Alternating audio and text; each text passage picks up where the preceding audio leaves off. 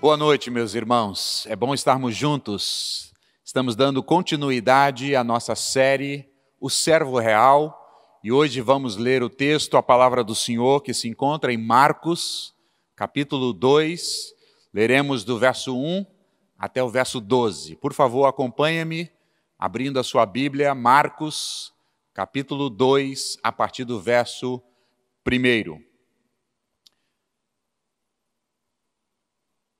Já vimos nas exposições anteriores a identidade do servo, vimos também o chamado e a missão do servo, e na semana passada o pastor Rafael falou sobre a autoridade do servo. E hoje nós queremos, na continuidade, falar sobre a divindade do servo. Então eu quero que você abra comigo aí o texto e vamos ler juntos e refletir na palavra do Senhor nessa noite. Diz assim, Marcos 2, de 1 a 12. Dias depois, Jesus entrou de novo em Cafarnaum, e logo ocorreu que ele estava em casa. Muitos afluíram para ali, tantos que nem mesmo junto à porta eles achavam lugar, e anunciava-lhes a palavra. Alguns foram ter com ele, conduzido um paralítico levado por 4 homens. E não podendo aproximar-se dele, por causa da multidão, descobriram o telhado no ponto correspondente em que Jesus estava. E fazendo uma abertura, baixaram o leito em que jazia o doente. Vendo-lhes a fé, disse Jesus ao paralítico: Filho, os teus pecados estão perdoados. Mas alguns dos escribas estavam assentados ali e arrazoavam em seu coração: por que fala ele deste modo? Isto é blasfêmia. Quem pode perdoar pecados senão um, que é Deus? E Jesus, percebendo logo, por seu espírito, que eles assim arrazoavam, disse-lhes: por que arrazoais sobre estas coisas em vosso coração? Qual é mais fácil? Dizer ao paralítico: estão perdoados os teus pecados, ou dizer: levanta, toma o teu leito e anda? Ora, para que saibais que o Filho do Homem tem sobre a terra a autoridade para perdoar pecados, disse ao paralítico: eu te ordeno, eu te mando, levanta-te, toma o teu leito, vá para a tua casa. Então ele se levantou e no mesmo instante, tomando o leito, retirou-se à vista de todos, a ponto de se admirarem todos e darem glória a Deus, dizendo: jamais vimos coisa assim. Amém. Que Deus abençoe a sua santa e bendita palavra. Para esse texto de hoje, com esse nosso tema, a divindade do servo, eu dividi o texto em 3 partes. Primeiramente, na primeira parte, eu vou falar sobre Jesus e a multidão. Isso está do verso 1 ao verso 4. Depois olharemos Jesus e o paralítico. Isso está nos versos 5 e também no verso finalzinho do 4. E na sequência, de 6 em diante, nós vamos olhar Jesus e os escribas. Então, 3 partes: Jesus e a multidão, Jesus e o paralítico, Jesus e os escribas. Vamos começar pela primeira parte, do verso 1 ao verso 4. Jesus está voltando à cidade de Cafarnaum.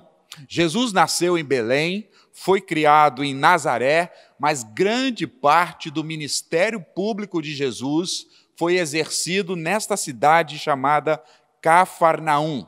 Ali naquela cidade, Jesus pregou, fez muitos milagres e abençoou muita gente. A fama de Jesus correu por todos os lugares e todos já sabiam que esse homem fazia maravilhas e prodígios. Você se lembra que no versos anteriores, ou no capítulo anterior, Jesus havia curado muitos enfermos, Jesus tinha curado a sogra de Pedro, Jesus havia expulsado um demônio de um homem na sinagoga e Jesus havia purificado o leproso.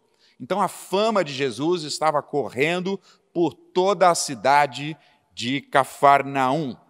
Mas se você é um leitor desapercebido, você pode se enganar achando que o ministério de Jesus teve com maior ênfase o expelir os demônios ou, quem sabe, fazer curas e milagres.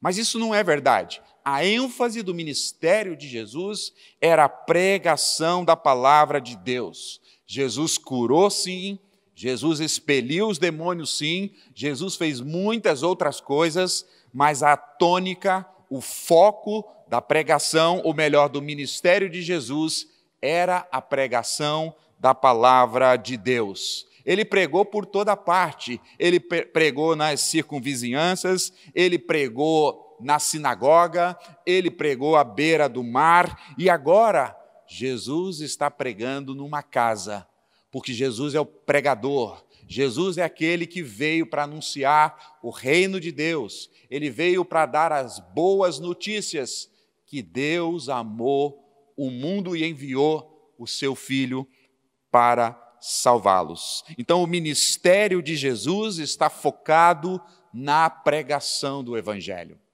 E aqui nós já, desde o começo, podemos tirar uma lição muito preciosa para a nossa igreja e para a nossa vida. Quando olhamos o Antigo Testamento, nós vemos os profetas com ênfase na pregação. Quando olhamos para a vida de Jesus, vemos Jesus com ênfase na pregação e no ensino da palavra de Deus. Ao olharmos a vida dos discípulos de Jesus, os apóstolos, a ênfase do ministério apostólico era a pregação da palavra de Deus. Ora, se os profetas, o próprio Senhor Jesus Cristo e os apóstolos enfatizaram e focaram no ministério da pregação da palavra de Deus, por que a igreja de Jesus, o povo de Jesus hoje faria diferente? A ênfase da igreja é a pregação do Evangelho. A igreja deve orar para que as pessoas sejam curadas? Sim, a igreja deve fazer isso e o fazemos. A igreja pode orar e deve orar para expelir os demônios? Sim, a igreja deve fazer isso. A igreja deve cuidar dos necessitados, matar a fome dos famintos, agasalhar os que têm frio? Sim, a igreja deve fazer isso, mas essa não é a missão da igreja. O ministério da igreja de Jesus aqui na terra é seguir a mensagem de Jesus, é seguir as pegadas de Jesus. A ênfase, a missão da igreja de Jesus aqui na terra é pregar a palavra. O apóstolo Paulo, escrevendo ao seu filho na fé, que era pastor de uma igreja, amado Timóteo, ele diz: Timóteo, pregue a palavra. É a pregação da palavra que transforma as vidas, é a pregação da palavra que traz maturidade aos discípulos de Jesus, é a pregação da palavra que solidifica, que edifica a igreja de Jesus. Logo, irmãos, precisamos ser crentes apegados à palavra, precisamos ser uma igreja solidificada que prega a palavra de Deus. Se você que nos ouve não participa, não congrega aqui conosco em nossa igreja, e se você está em alguma igreja onde a pregação é desprezada, onde a pregação não é colocada em lugar de destaque, certamente essa é uma igreja que está com problemas. Não podemos afirmar que uma igreja que não enfatiza a pregação, uma igreja onde a pregação está em segundo lugar, seja uma igreja saudável. Não, uma igreja saudável, um crente saudável, ele é baseado a sua vida na palavra de Deus. Eu quero aproveitar aqui para elogiar, para parabenizar os irmãos da Igreja Batista Itaipu, queridas ovelhas. Nós, nesses dias de pandemia, nós estamos tendo a escola bíblica dominical online. Os pastores, seminaristas, estão gravando as aulas através da internet e nós temos uma alta adesão de muitos irmãos assistindo, participando dessas classes online da Escola Bíblica Dominical. Isso mostra que estamos caminhando para a maturidade. Isso mostra que somos uma igreja que estamos entendendo que devemos estar solidificado na palavra.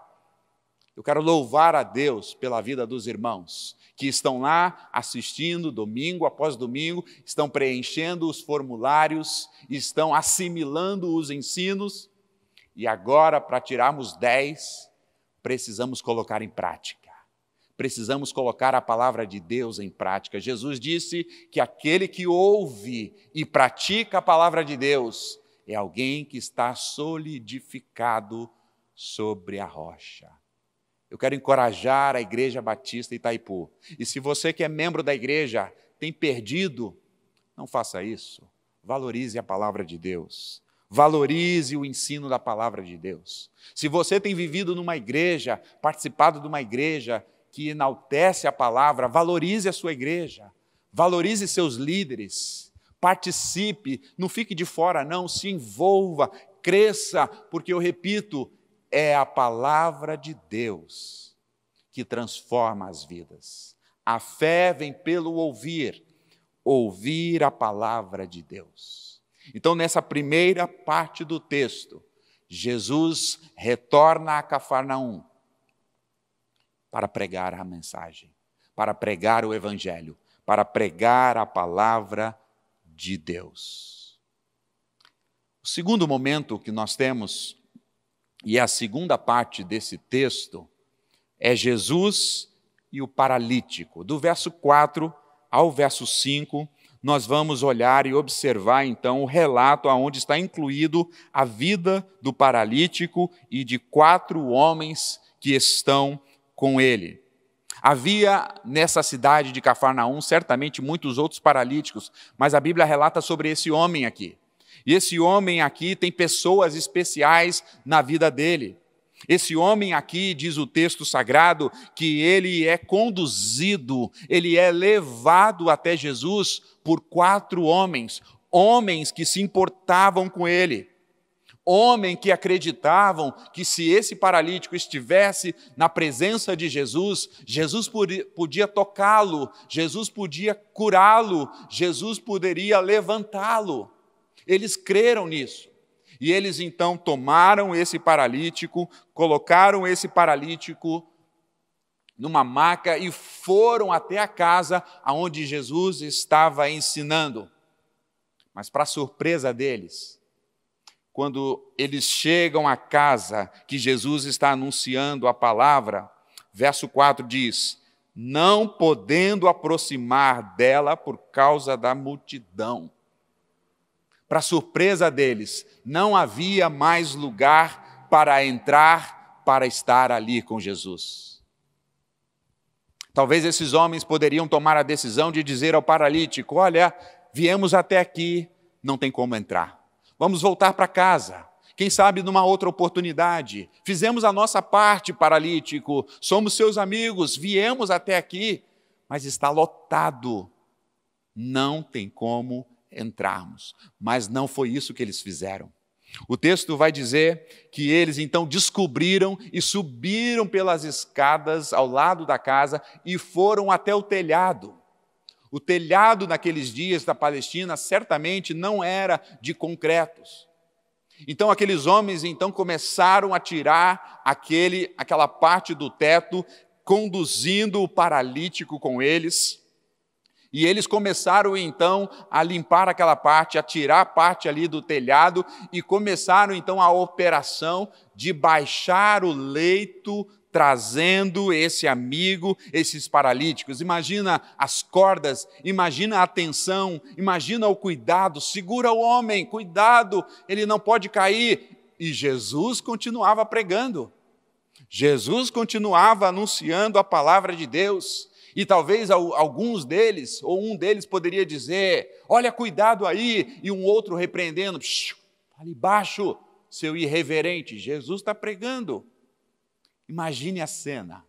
Imagine o culto, Jesus pregando a palavra e um paralítico descendo numa corda, conduzido por 4 amigos. E diz o texto que ele vai baixando, verso 4, finalzinho, baixaram o leito em que jazia o doente. E agora o paralítico está diante de Jesus. Aqueles amigos cumpriram a missão, conseguiram, certamente com esforço, mas agora o paralítico está diante de Jesus. E Jesus vira agora para o paralítico e diz, verso 5, Filho, os teus pecados estão perdoados. Imagina o impacto dessa palavra. Jesus, no meio daquela multidão de pessoas aglomeradas naquela casa, o paralítico descendo numa maca, Jesus olha para ele e diz, perdoados estão os teus pecados. E eu posso imaginar que muitos ali estavam dizendo, o quê? O que ele está falando? Eu posso imaginar a cara do paralítico ou até mesmo dos seus amigos, porque eles estão levando o paralítico até Jesus para Jesus curá-lo. E Jesus diz, perdoados estão os seus pecados. Muito provável, pode ter tido ali alguma frustração. Muito provável que a multidão que também estava ali assistindo tudo isso ao vivo, a descida do paralítico, também havia uma expectativa para que Jesus curasse. E Jesus deixa o sermão de lado, não sabemos se ele estava no meio do sermão ou se isso já é uma aplicação do sermão. Jesus diz, os teus pecados estão perdoados. Mas olha a expressão que Jesus diz no verso 5, filho. Os teólogos aqui, eles discutem e eles trabalham com 2 possibilidades. Alguns dizem que Jesus, ao usar essa palavra filho, Jesus está apenas sendo gentil, amoroso para um homem que era discriminado, para um homem que era rejeitado na sociedade. A sociedade olhava para esse homem como um homem amaldiçoado. E Jesus aqui, na perspectiva de alguns teólogos, está sendo alguém amável, alguém carinhoso, alguém que está criando uma ponte de proximidade. E Jesus diz, filho. Mas há outros teólogos que vão afirmar que aqui Jesus está indo além dessa questão de ser amável. Jesus já está declarando que ele agora deixa de ser criatura para se tornar um filho de Deus. É difícil a gente descobrir aqui e ter certeza de qual era a intenção de Jesus falar filho. Mas se pensamos nessas 2 possibilidades, as 2 são maravilhosas. Jesus trata homens discriminados e rejeitados de maneira amorosa, de maneira respeitosa, de maneira carinhosa. Mas também nós podemos lembrar de João, Evangelho de João, capítulo 1, verso 12, que o próprio Senhor disse, veio para os seus os rejeitaram, mas todos aqueles que o receberam, deu a eles o poder de serem chamados filhos de Deus, a saber, os que creem no seu nome. É muito provável e muito possível que Jesus, ao declarar filho, os teus pecados estão perdoados, é que Jesus está agora enxertando, colocando na classe ou com os privilégios de um filho de Deus, daqueles que recebeu pela fé o Messias como Senhor e Salvador. Filho, os teus pecados estão perdoados. Imagina a cara das pessoas que estavam ali. Imagina os corações dizendo, mas quem é esse homem para dizer que os pecados estão perdoados? Nós temos aqui nessa parte, nesse trecho aqui da palavra do Senhor, pelo menos 2 ensinos que eu queria compartilhar com você. 2 aplicações. A primeira, o ser humano realmente não sabe quais são as suas reais necessidades. O ser humano não sabe quais são as suas reais necessidades. Por vários textos das Escrituras, nós percebemos que os homens estão dando ênfase, estão colocando em primeiro lugar as suas necessidades físicas. Se a gente lê em Atos capítulo 3, ali no templo da Formosa, Pedro e João estão subindo para a oração e ali tinha um homem, um pedinte, também um homem coxo, e ele está pedindo umas moedas, ele está pedindo um trocado, um dinheiro, e Pedro, olhando para ele, e João disse: nós temos mais do que uma moeda, nós damos a você a Jesus, levanta e anda. Esse homem então, de um salto, levanta e começa a adorar a Deus. Ele achava que a sua necessidade era apenas física. Nós podemos ver em muitos outros textos e nos evangelhos aqui a multidão seguindo Jesus. A multidão seguia Jesus porque queria pães e peixes. A multidão seguia Jesus porque queria alimentar. Certamente as necessidades físicas são legítimas, nós as temos. Mas é muito comum e é muito contínuo nós esquecermos das necessidades espirituais, ou muitas vezes de nós não enxergarmos as necessidades espirituais. Jesus mostra para aquele homem e para toda a sua audiência ali, que a maior necessidade daquele homem não era uma necessidade física, por mais que ele tivesse a necessidade física, mas a necessidade maior daquele homem, e não só daquele homem, de toda a raça humana, são as necessidades espirituais. Nós não conseguimos enxergá-la por causa do pecado. Nós sempre estamos colocando o dinheiro em primeiro lugar, a condição física em primeiro lugar, a questão dos nossos familiares em primeiro lugar, a questão da nossa saúde em primeiro lugar, e nos esquecemos da nossa relação com Deus.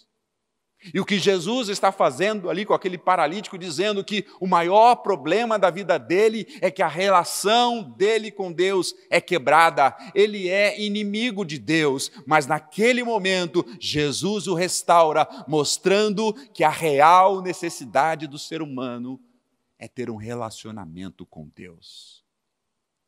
Uma fé madura. Uma fé madura é uma fé que prioriza as coisas espirituais. Uma fé madura é uma fé que considera as necessidades espirituais. Uma fé madura percebe e sabe que quando as necessidades espirituais são supridas, recebemos bênçãos celestiais. Eu repito, as necessidades físicas são legítimas, nós as temos, aquele homem a tinha, mas nós nunca enxergamos as necessidades espirituais. E você nesses dias de pandemia, nesses dias de isolamento, nós temos olhado só para as nossas necessidades físicas, terrenas. Estamos preocupados se vamos ter dinheiro ou não ter dinheiro, isso é legítimo, é. Estamos preocupados se vamos ter trabalho ou não vamos ter trabalho, isso é legítimo, é. Estamos preocupados quando vamos sair de casa e voltar à nossa atividade, à nossa rotina normal, isso é legítimo, é. Mas muitas vezes nós entramos nesse ciclo desenfreado, nos preocupando apenas com as necessidades terrenas. E, infelizmente, muitos crentes vão passar por esse isolamento, vão passar por essa pandemia e não vão enxergar as suas necessidades espirituais. Não vão crescer, não vão amadurecer, não vão conhecer mais a Deus, não vão ser edificados na fé, vão viver uma vida lamentável, de lamento, de preocupações. Irmãos, essa é a aplicação, que nesses dias difíceis, lembremos que a necessidade primária do ser humano é uma necessidade espiritual. Qual é a sua necessidade espiritual? É de amadurecimento? É de crescimento? É de conhecer mais a Deus? É de se envolver mais com a palavra de Deus, gastar mais tempo com a oração, ser mais generoso, abençoar mais pessoas, ser um homem, uma mulher mais piedoso, piedosa. Não desperdicemos esses dias de pandemia. Não desperdicemos esses dias de quarentena. Peçamos ao Senhor que mostre a nós a nossa real necessidade espiritual, porque Ele mesmo disse no Sermão do Monte: buscai, pois, em primeiro lugar o reino de Deus, as outras coisas vos serão acrescentadas. O Senhor sabe que a gente precisa trabalhar, o Senhor sabe que nós precisamos alimentar e cuidar da nossa família, o Senhor sabe que nós queremos e almejamos voltar a congregar com os irmãos, mas nós devemos parar e considerar as nossas necessidades espirituais e levá-las aos pés de Jesus. Porque Ele, assim como fez com aquele paralítico, Ele pode mostrar que a nossa necessidade espiritual, muitas vezes, está velada em nosso próprio coração. Uma outra aplicação dentro desse segundo tópico aqui, que a gente poderia considerar ou perguntar é: qual é o maior milagre da vida? Ser curado é algo muito bom, um cego ver é algo maravilhoso, um paralítico andar é algo extraordinário, uma pessoa que foi curado de câncer poder viver mais, isso é coisa maravilhosa, mas qual é o milagre verdadeiro e mais importante na vida de alguém? Jesus mostra aqui que o maior milagre na vida de alguém é ter os seus pecados perdoados, é ser salvo por Jesus, é ter o seu nome escrito no livro eterno, no livro da vida. A Bíblia diz, ou melhor, a Bíblia não diz que bem-aventurado é aquele que tem saúde. A Bíblia não diz que bem-aventurado é aquele que foi curado fisicamente, mas a Bíblia diz no Salmo 32 que bem-aventurado é aquele que foi perdoado dos seus pecados. Um milagre físico extraordinário. O cego vê, magnífico. O enfermo curado, louvado seja o nome do Senhor. Mas o maior milagre da vida é ter o perdão dos pecados. Imagina esse homem, se Jesus apenas o curasse, seria fantástico, seria muito bom, seria muito proveitoso, ele poderia sair dali pulando, voltar para casa, ou para o convívio dos seus, e arrumar um emprego, e prosperar financeiramente, quem sabe ele poderia se tornar um atleta agora, alguém que vai correr nas Olimpíadas da Palestina, e ser um campeão, e ser famoso, mas se ele não tivesse seus pecados perdoados, morreria, seria lançado no inferno e padeceria por toda a eternidade. Jesus mostra aqui que o maior milagre é o perdão dos pecados. Se você foi perdoado por Jesus, se você colocou a sua fé salvífica em Jesus, se você confia em Jesus como seu Senhor, como Salvador, como Messias, e confessou os seus pecados a Ele, Ele diz, se confessarmos os nossos pecados, Ele é fiel e Ele vai nos perdoar. Você e eu somos bem-aventurados. Recebemos o milagre maior dessa vida. Talvez podemos até ter enfermidades, talvez o vírus Covid-19 ou o coronavírus pode até chegar na nossa vida, podemos até nos enfermar, mas se nós temos Jesus, o maior milagre já aconteceu na nossa vida. Os nossos pecados foram perdoados. Isso é maravilhoso olhar para o texto, que Jesus é aquele que perdoa os pecados. Mas chegamos então à terceira parte do texto. A primeira, Jesus e a multidão. Jesus prega a palavra. Segunda parte, vimos Jesus e o paralítico.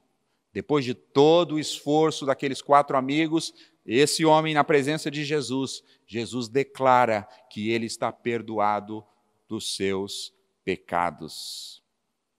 Mas agora a terceira parte, Jesus e os escribas, vai do verso 6 até o verso 11. Se lembra que eu disse que a fama de Jesus havia se espalhado por toda aquela terra, ele havia expulsado os demônios, ele havia curado muitas pessoas, ele havia purificado aquele leproso e todas as cidades e toda a redondeza sabia que havia um homem que fazia prodígios e maravilhas e coisas extraordinárias. Isso chamou a atenção dos líderes.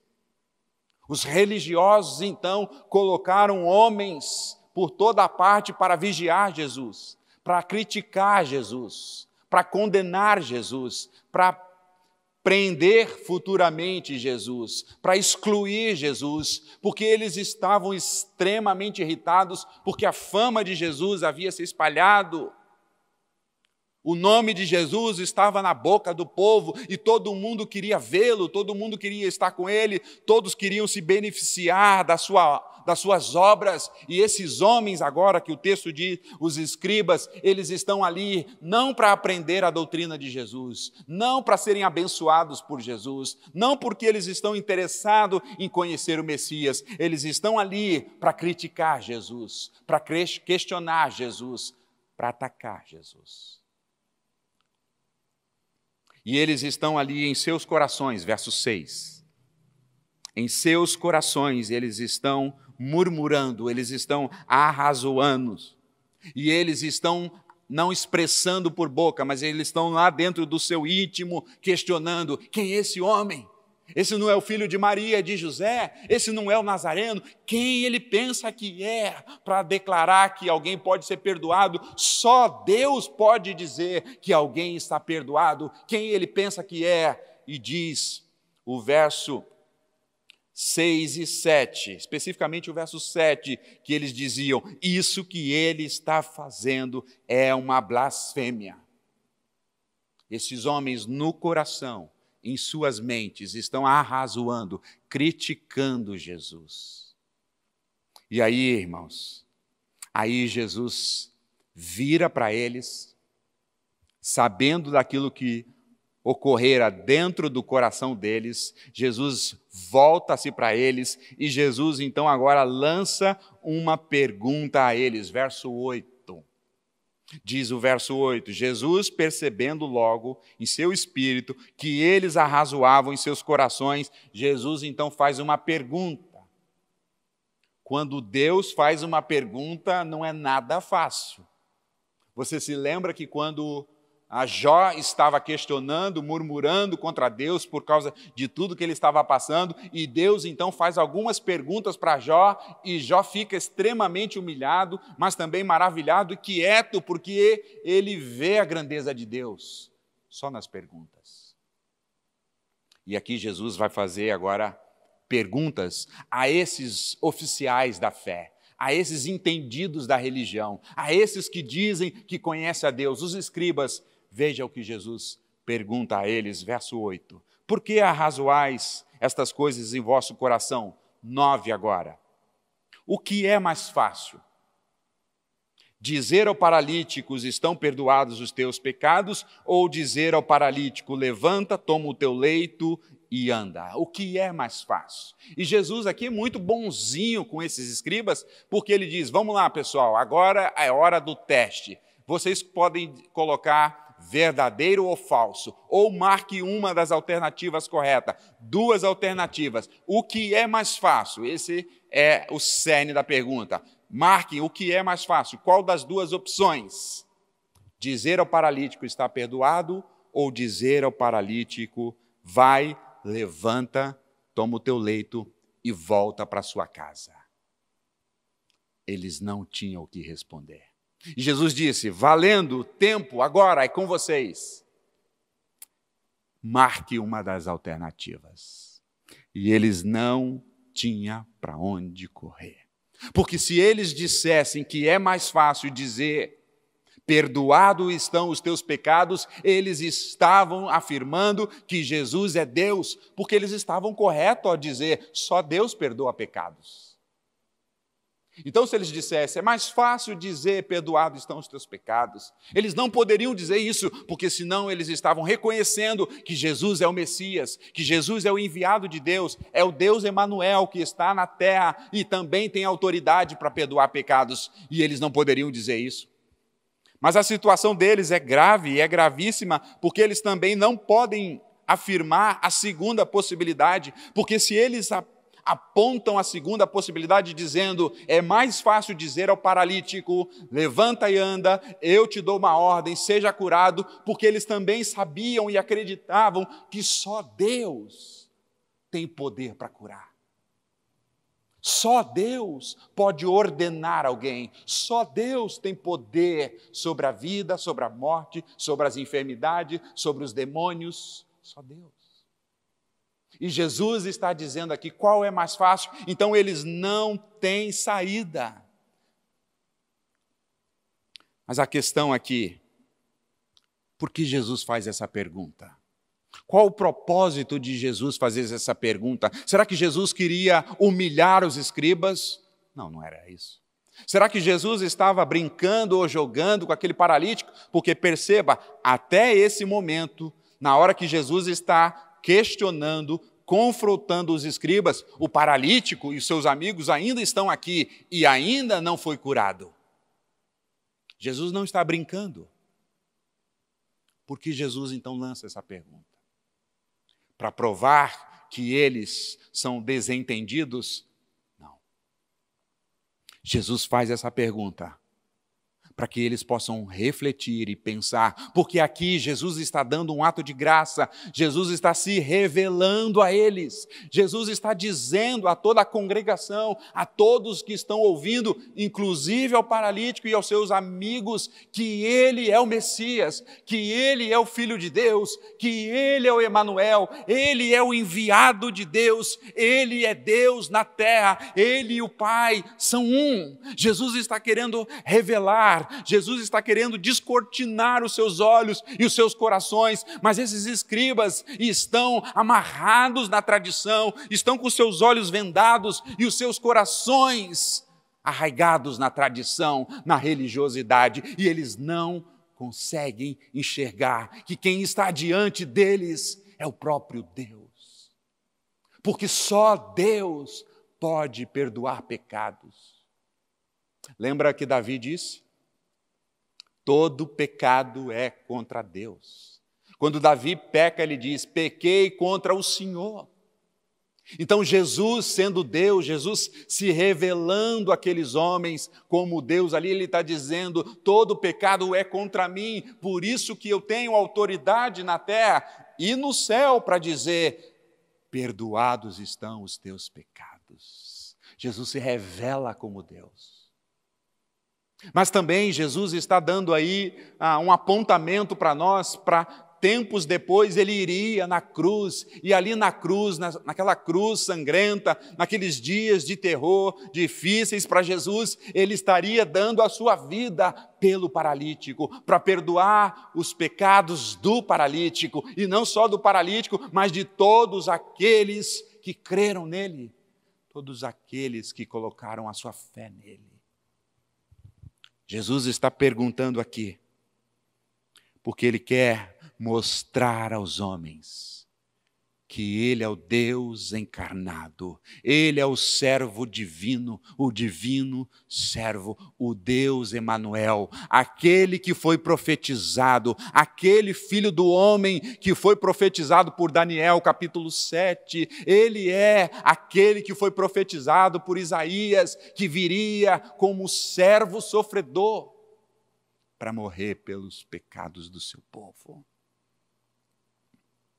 Jesus está aqui, então, se mostrando a sua natureza. E Jesus aqui mostra que a sua natureza, ela é dupla.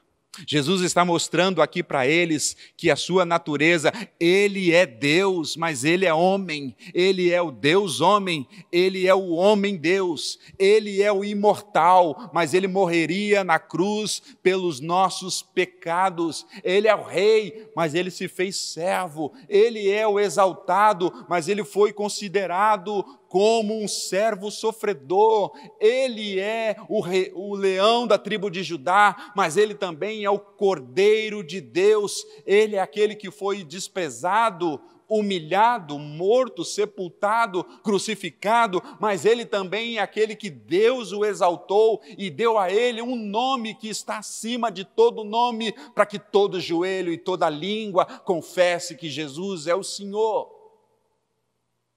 Ele é homem, 100% homem, mas ele é Deus, 100% Deus. Por isso ele tem autoridade para perdoar pecados. Por isso ele tem autoridade para dizer: levanta e anda.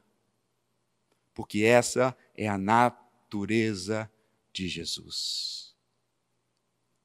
Esse é o Jesus da Escritura. O homem Deus, o Deus homem.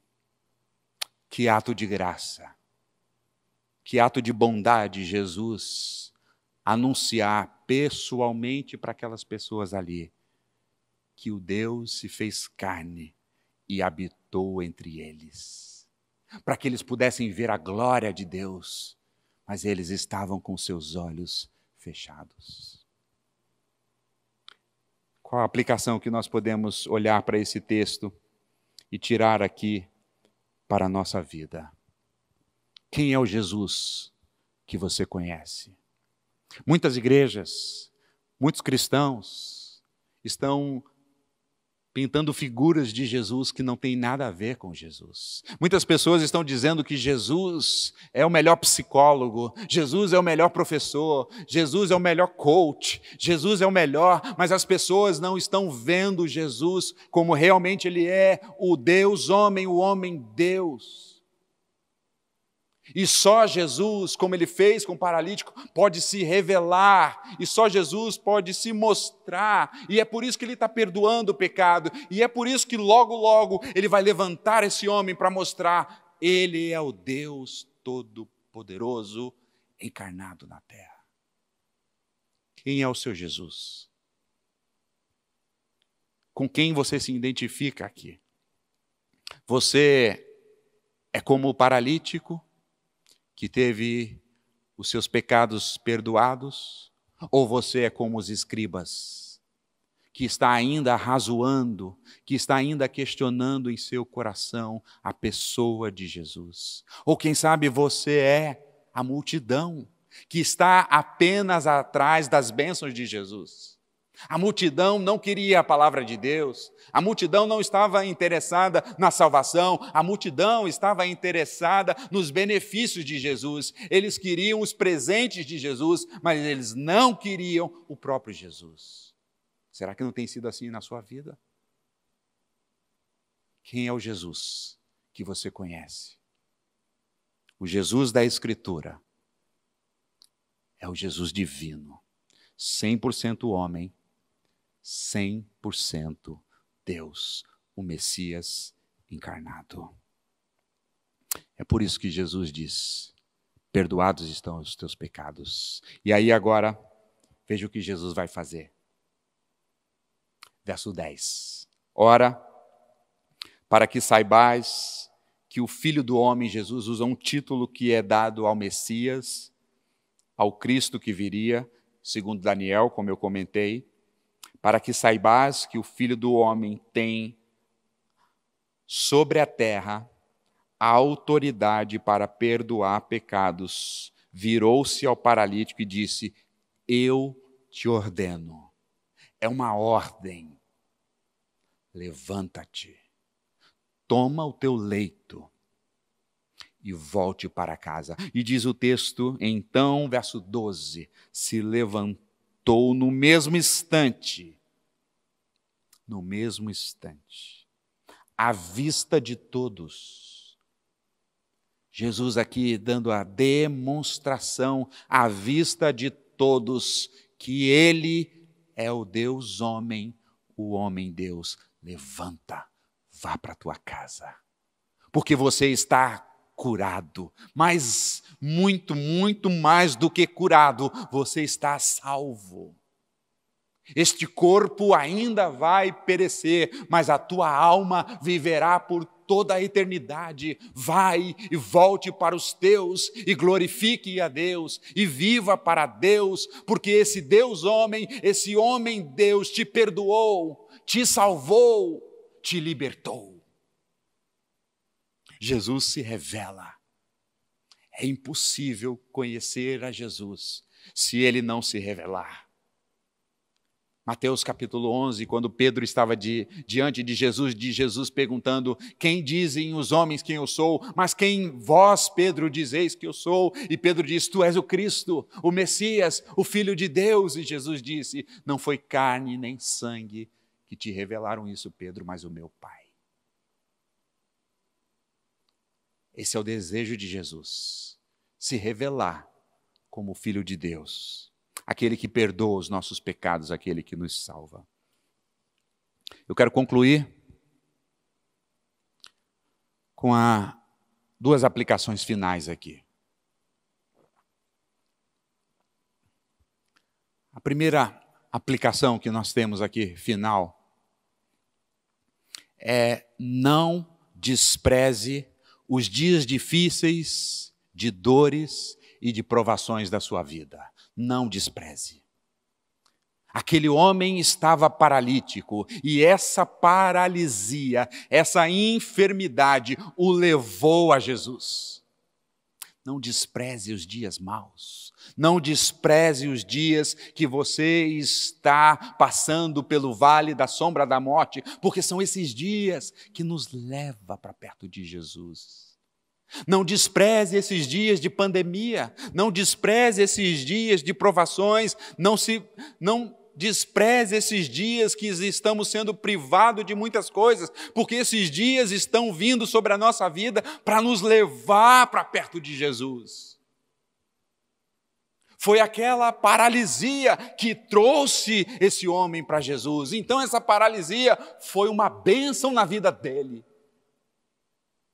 Provações, dias difíceis, enfermidades, calamidades, tristezas, nos levam para perto de Jesus. Portanto, pare de se preocupar quando a pandemia vai acabar, vai ser extirpada. Pare de se preocupar se nós voltamos ou não voltamos. Pare de se preocupar das coisas que nós estamos vendo agora.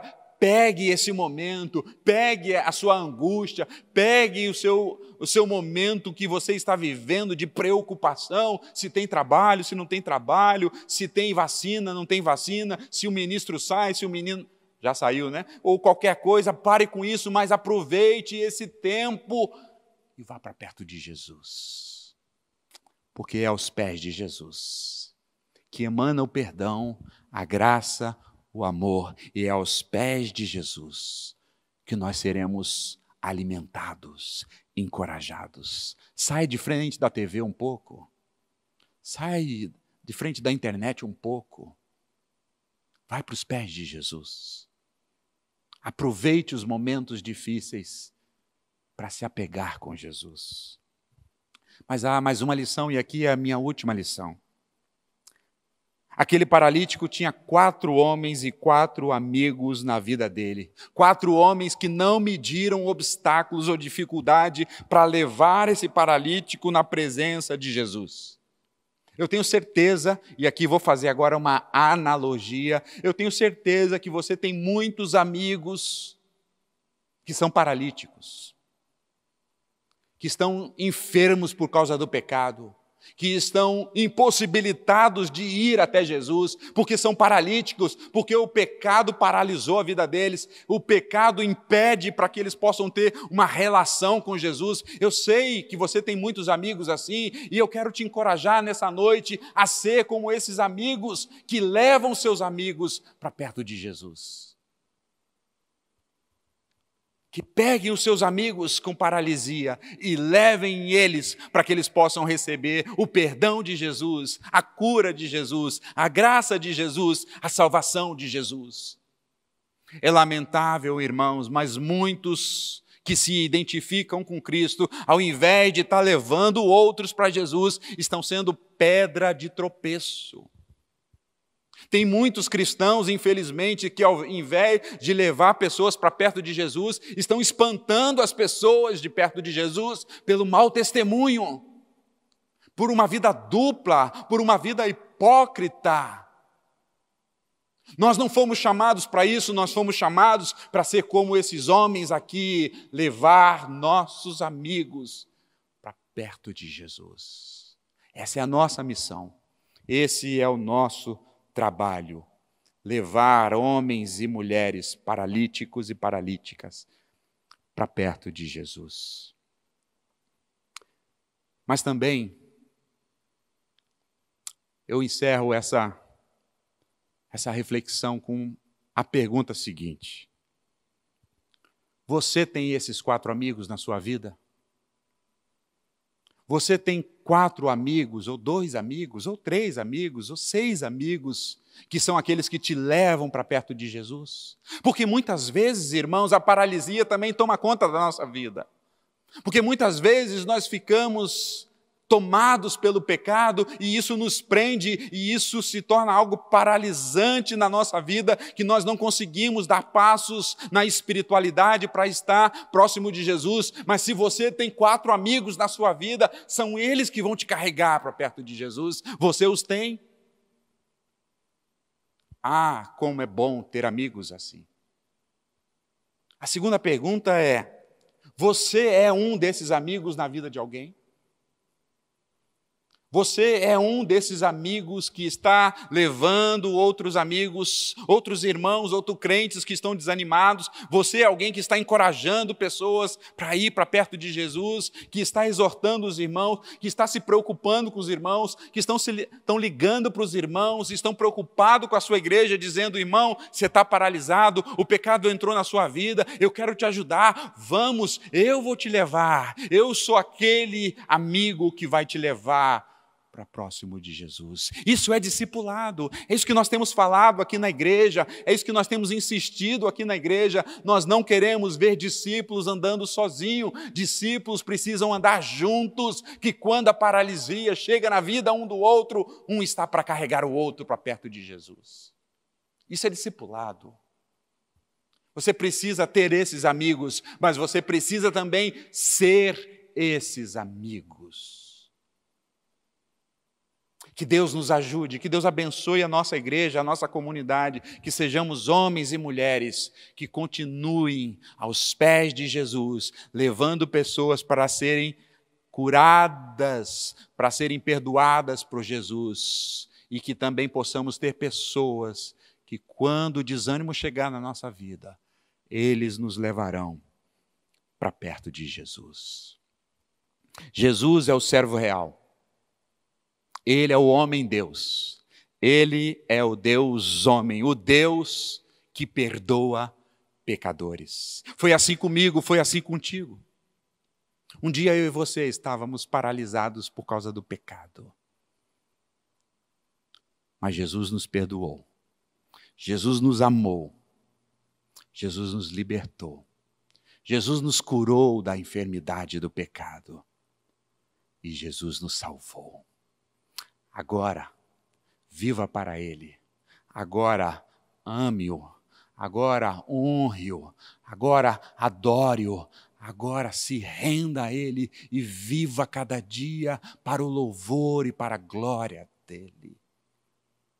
Porque somos bem-aventurados. Porque fomos perdoados dos nossos pecados. Porque o servo real é o Deus homem, o homem-Deus.